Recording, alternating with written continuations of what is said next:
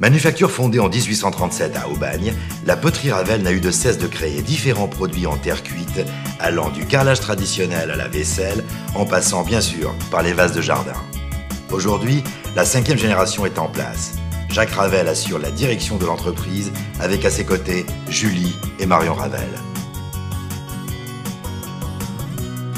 Dans cette pièce, c'est le moulage des vases en terre cuite. Alors pour commencer le moulage, il faut commencer par remplir un moule. Le moule est en plâtre. On part généralement sur à peu près en moyenne 3 brassées. Il faut savoir qu'une brassée fait pas loin de 20 kg que les messieurs donc prennent comme ça à bras le corps et jettent à l'intérieur du moule en plâtre.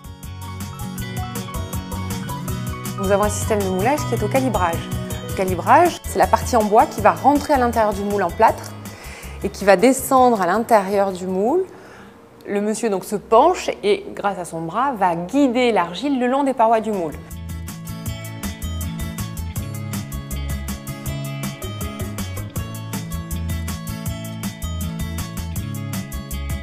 Il y a cet objet en bois qui permet de bien aplanir le haut du moule.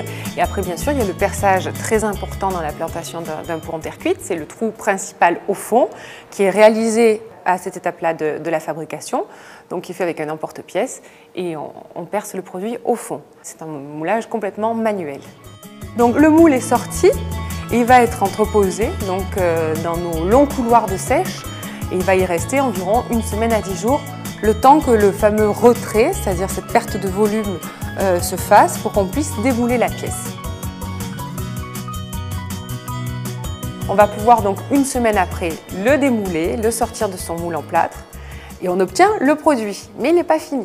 Il va falloir le rendre le plus joli possible. Donc on va passer à l'étape de finition.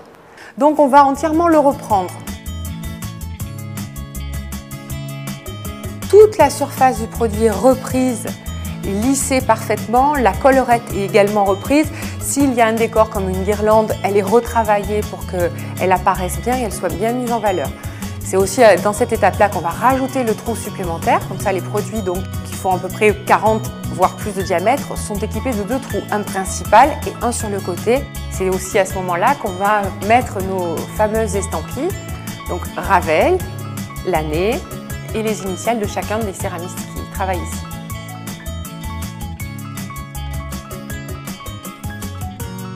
La phase de séchage 2 qui est très importante. Et le pot va stationner là encore 1 semaine, 10 jours avant d'être enfourné pour la cuisson. Et on cuit en majorité en 48 heures, des fois beaucoup plus pour les grands pots, hein, ça peut aller jusqu'à 68 heures de cuisson. Nos fours sont au gaz et la courbe de cuisson elle monte jusqu'à 1020 degrés pour redescendre tranquillement. Les qualités d'un produit, qu'est-ce qui fait un bon pot en terre cuite?